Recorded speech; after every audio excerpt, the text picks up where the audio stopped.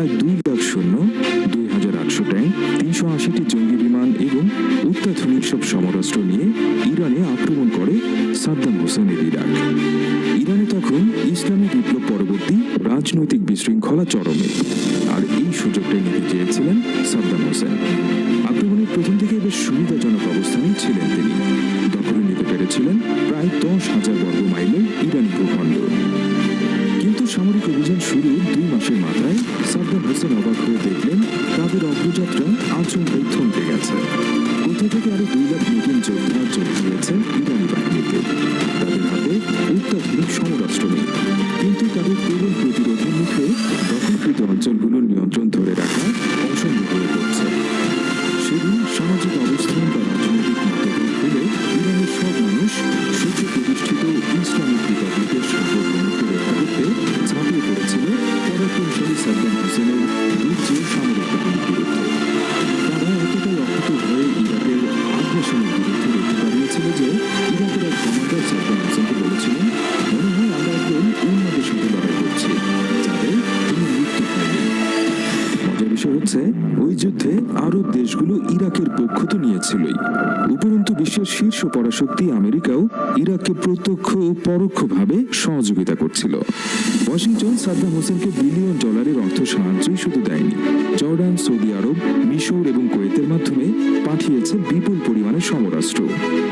গোটা আরব বিশ্বের সমর্থন আর আমেরিকার সহযোগিতা থাকার পরও 8 বছর ধরে চলা ওই যুদ্ধে ইরানকে কাবু করতে পারেনি ইরাক। বরং জাতিসংঘের মধ্যস্থতায় 1988 নাগাদ যুদ্ধ শেষ হলে দেখা যায় ব্যাপক ক্ষয়ক্ষতি ছাড়া ইরাকের প্রাপ্তির খাতায় বলতে গেলে কিছুই নেই।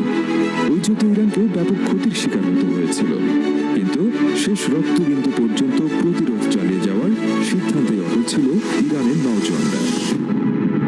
দীর্ঘদিন ধরেই ইসরায়েলের সাথে বিরোধ চলে আসছে ইরানের, কিন্তু 2024-এ এসে নাটকীয় অনেক কিছুই প্রত্যক্ষ করেছে আমরা।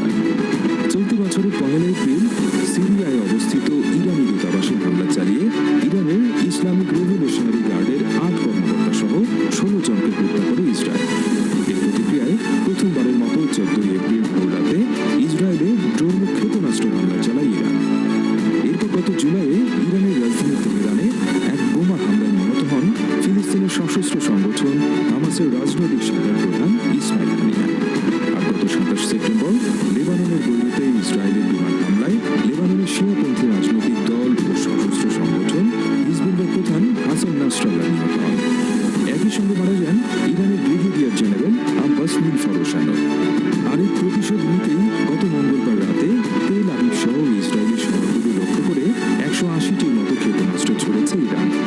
এরপরই ইরানের বিরুদ্ধে কড়া হুঁশিয়ারি দিয়ে ইসরায়েলি প্রধানমন্ত্রী বেনিয়ামিন নেতানিয়াহু বলেন, এর জন্য ইরানকে চড়া মূল্য দিতে হবে।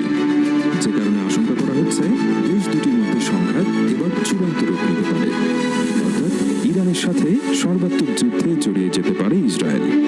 কিন্তু এখানে প্রশ্ন উঠছে, চাইলে ইরানে হয়তো সরাসরি হামলা করতে পারবে ইসরায়েল, কিন্তু ইরানের প্রতিরোধের মুখে কতদিন টিকে থাকতে পারবেন নেতানিয়াহু? ইসরায়েলের পরিণতি কি শেষ পর্যন্ত ইরাকের পথেই হাঁটবে? দুদেশের সামরিক শক্তির হিসেব নিকেশ কিন্তু অনেক ক্ষেত্রেই যুদ্ধের ময়দানে ইরানকে এগিয়ে রাখবে। গ্লোবাল ফায়ার পাওয়ারের এক পরিসংখ্যান অনুযায়ী সামরিক সক্ষমতার দিক থেকে ইসরায়েলের তুলনায় 3 ধাপ এগিয়ে আছে ইরান। সামরিক সক্ষমতার র্যাঙ্কিংয়ে শীর্ষ দেশগুলোর মধ্যে ইরানের অবস্থান 14তম আর ইসরায়েলের 17তম।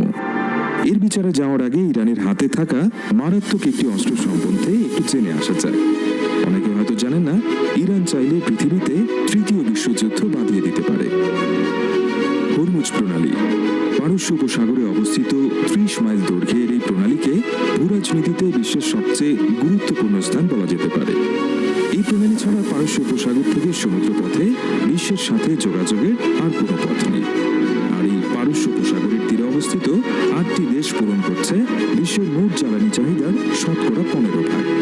অর্থাৎ এই প্রণালী বন্ধ হয়ে গেলে জ্বালানির অভাবে মুখ থুবড়ে পড়বে বিশ্বের বড় বড় সব অর্থনীতি। আর হরমুজ প্রণালীর কৌশলগত গুরুত্ব ইরানকে যেমন বাড়তি একটা সুবিধা দিয়েছে, তেমনি মার্কিন যুক্তরাষ্ট্র ইরানের লাগাম টেনে ধরার জন্য ওই অঞ্চলে সামরিক উপস্থিতি বাড়িয়েছে। পারস্য উপসাগরের তীরবর্তী 8টি দেশের মধ্যে ইরান ছাড়া বাকি 7টিতে সব মিলিয়ে কয়েক ডজন সেনা ঘাঁটি স্থাপন করেছে তারা। এই